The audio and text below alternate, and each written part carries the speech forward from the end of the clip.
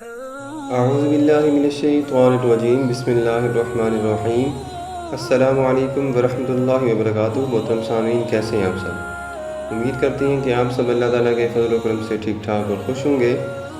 آج کی ہماری ویڈیو کا ٹاپک بڑا ہی دلچسپ ہونے والا ہے، کیونکہ آج کی ہماری ویڈیو کا جو ٹاپک ہے وہ میرے ہی ہم نام ہے، خلیفہ ہارون الرشید۔ آپ کا 23 سالہ عہد خلافت اسلامی تاریخ کا روشن اور فیروزاں باب ہے۔ یہ ایک سرد رات کی بات تھی۔ پہاڑی کے دامن میں آباد شہر رے کی گلیاں تاریک اور سنسان تھیں۔ ٹھنڈی اور تیز ہوا کے جھونکے درختوں کے پتوں کو بے کل کیے دیتے تھے۔ شہر کے باشندے گرم بستروں میں سہانی نیند سو رہے تھے، لیکن پہاڑی کی چوٹی پر بنے قلعہ نما محل میں بڑی رونق تھی، اور محل کا نام تھا زبید، جہاں ایک کمرے میں ایک خاتون اپنے ایک بچے کو ممتا بھری نگاہوں سے دیکھ رہی تھی۔ بڑی بڑی چمکدار آنکھوں والے گورے اور صحت مند بچے نے کچھ ہی دیر قبل اس دنیا میں قدم رکھا تھا۔ یہ خیزراں کا دوسرا بچہ تھا۔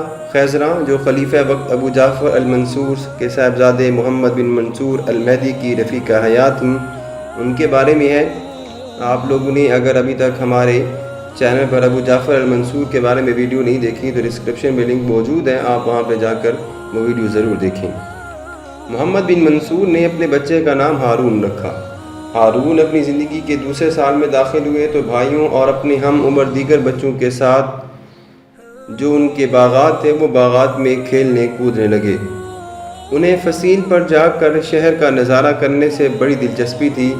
شاید ان کی آنکھوں کو وہ سرسبز و شاداب کھیت بھا گئے تھے جو میدانوں اور چھوٹے چھوٹے ٹیلوں پر دور دور تک پھیلے ہوئے تھے۔ 3 سال کا عرصہ یوں ہی بیت گیا۔ اچانک ہارون کے والد کو بغداد سے ان کے پدر محترم خلیفہ ابو جعفر منصور کی جانب سے حکم ملا کہ وہ اہل خانہ سمیت بغداد چلے آئیں۔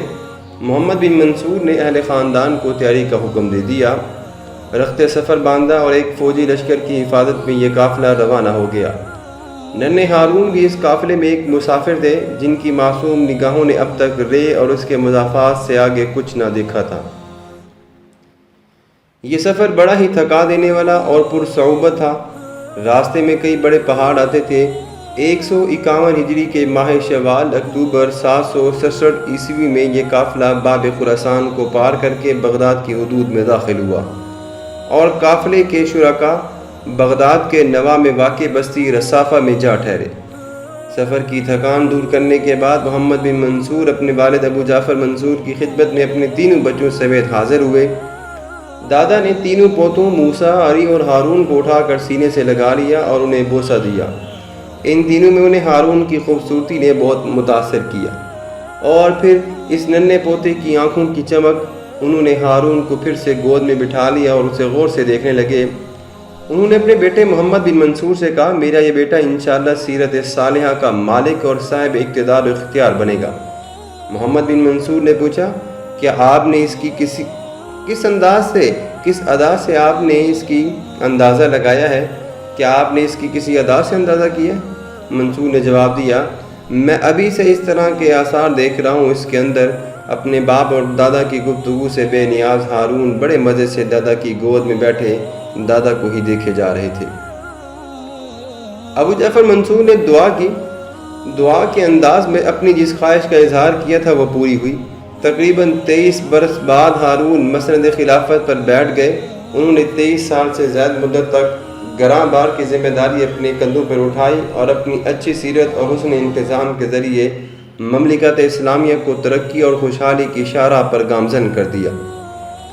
علمی، سیاسی، معاشی، تمدنی غرض ہر لحاظ سے وہ کمال پر پہنچے ہوئے تھے، عروج پر پہنچے ہوئے تھے، اور بعض مورخین تو یہاں بھی کہتے ہیں کہ ان کا جو دور حکومت تھا وہ عہد عروج ہے۔ ہارون اگر ذرا تھوڑے سے بڑے ہوئے تو ان کے والد نے ان کے لیے قابل اور لائق اساتذہ کا انتظام کر دیا۔ ان کے اساتذہ کی فہرست بڑی طویل ہے۔ ان میں اہم اور ممتاز نام علی بن حمزہ کسائی کا ہے۔ کسائی بڑے زاہد، متقی، نیکوکار بزرگ تھے۔ قرآن پاک کی 7 طرح سے قرات کے ماہر تھے۔ لغت، ادب، نحو میں وہ اہل کوفہ کے امام تسلیم کیے جاتے تھے۔ ایک اور استاد مفضل بن محمد بھی تھے، جن کا شمار روایات اور ادب کے شیوخ میں ہوتا تھا۔ ان کے علاوہ ہارون نے دیگر کئی اساتذہ سے بھی علم حاصل کیا۔ محمد بن منصور کی خواہش بھی تھی کہ ان کا بیٹا ہارون جسمانی اعتبار سے بھی مضبوط ہو اور توانا ہو، چنانچہ ماہر اساتذہ نے ہارون کو بچپن ہی سے گھڑ سواری اور تیر اندازی کی تعلیم دینا شروع کر دی۔ نیزے کی انی سے کام لینا اور تلوار چلانا سکھایا۔ ان تمام فنون کی تعلیم ہارون نے فوجی افسران سے حاصل کی۔ بچپن سے ان پر مشقت کھیلوں میں وہ حصہ لینے کے نتیجے میں ہارون ایک خوش قامت، تندرست اور توانا جوان بن کر ابھرے۔ 10 سال کی عمر میں ان کی مہارت کا یہ عالم تھا کہ منہ زور گھوڑے کو آسانی سے قابو کر لیا کرتے تھے۔ محترم سامعین، ذی الحج 158 ہجری اکتوبر 775 عیسوی میں خلیفہ وقت ابو جعفر منصور کا انتقال ہو گیا۔ ہارون، جن کی عمر اس وقت 10 برس تھی، اپنے دادا کی وفات پر سب سے زیادہ روئے، کیونکہ دادا انہی سے زیادہ محبت کرتے تھے۔ منصور کے بعد ہارون کے والد محمد بن منصور خلیفہ بنے، جن کو مہدی کا لقب دیا گیا۔ خلیفہ بننے کے بعد مہدی نے جب فریضہ حج ادا کیا تو ہارون بھی ان کے ساتھ تھے، اور یہ ہارون کا پہلا حج تھا۔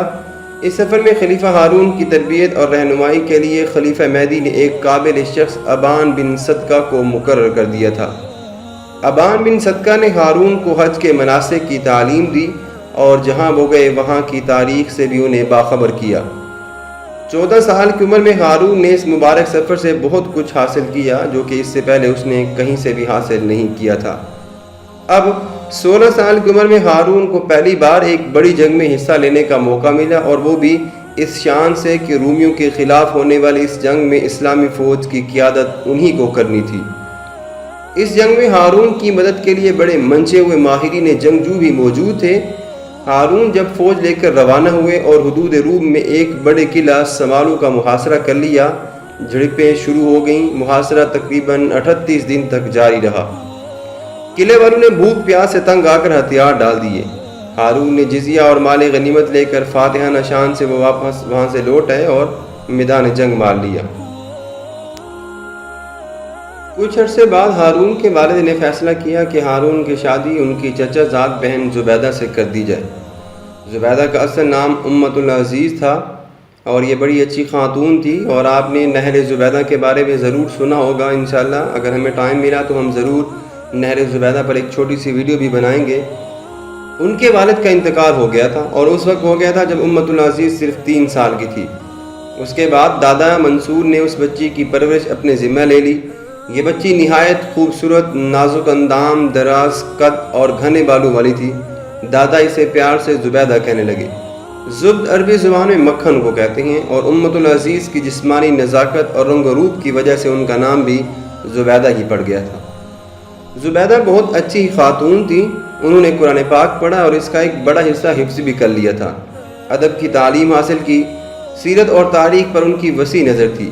وہ نماز اور روزے کی پابند تھی، اللہ سے ڈرنے والی اور نیکی کی طرف مائل تھیں۔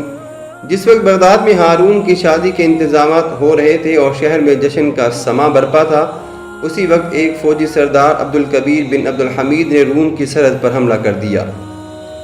ان کے ساتھ صرف 3000 سوار بھی موجود تھے۔ رومیوں نے انہیں پسپا ہونے پر مجبور کر دیا۔ اس پسپائی کی خبر سن کر خلیفہ مہدی نے حکم دیا کہ رومیوں سے زبردست جنگ کی تیاری شروع کی جائے۔ چنانچہ 1,00,000 سپاہیوں کا لشکر ترتیب دیا گیا۔ ہر دستے کا اپنا مخصوص شناختی پرچم بھی تھا۔ لشکر کا سالار ایک نہایت اہل اور قابل ترین ماہر جنگ یزید بن مزید شیبانی کو بنایا گیا، اور ہارون کو لشکر کا سپہ سالار اعظم مقرر کر دیا گیا۔ محترم سامعین، ہارون کے لیے یہ ایک بڑی کڑی آزمائش بھی تھی، اور ان کی نئے نویلی دلہن بیوی زبیدہ کے لیے بھی اس سے زیادہ سخت، لیکن وہ بھی جہاد کی اہمیت کو سمجھتی تھی، اور انہوں نے پرنم آنکھوں کے ساتھ اپنے شوہر کو اسی وقت الوداع کہہ دیا جب ان کی شادیوں کی تیاریاں عروج پر تھیں اور ابھی شادیوں کے انتظامات چل رہے تھے۔ بالآخر 165 ہجری جنوری 786 عیسوی میں ہارون لشکر لے کر روانہ ہوئے، روم کی سرحد پر پہنچے، کئی علاقے فتح کیے۔ اب وہ قسطنطنیہ کی طرف متوجہ ہوئے۔ اس زمانے میں روم پر ملکہ آئرین حکمران تھی، جو نوعمر وارث تخت شہزادہ قسطنطین ساداس کی ماں تھی۔ ملکہ آئرین نے مسلم فوج کی زبردست طاقت دیکھی تو صلح کی بات چیت شروع کر دی اور ہر سال جزیہ دینے کی پیشکش بھی کی۔ ہارون نے یہ پیشکش منظور کر لی۔ مال غنیمت اور جزیہ کی رقم کے ساتھ محرم 166 ہجری کو وہ فتح کے ایک بار پھر سے وہ جھنڈے کو لہراتے ہوئے بغداد واپس لوٹے تو ان کا والہانہ خیر مقدم کیا گیا اور شاندار استقبال کیا گیا۔ فضا نعرہ تکبیر کے نعروں سے گونج رہی تھی، لوگ فاتح لشکر پر پھول برسا رہے تھے۔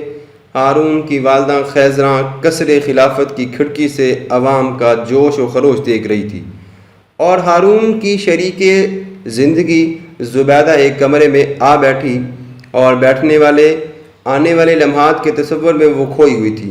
ان کا محبوب شوہر 8 ماہ کے جانب انتظار کے بعد ان کی آنکھوں کو ٹھنڈک بخشنے کے لیے آ گیا تھا۔ محترم سامعین، اس کے بعد آگے کیا ہوا انشاءاللہ ہم دوسری ویڈیو میں خلیفہ ہارون الرشید کے بارے میں بات کرتے ہیں۔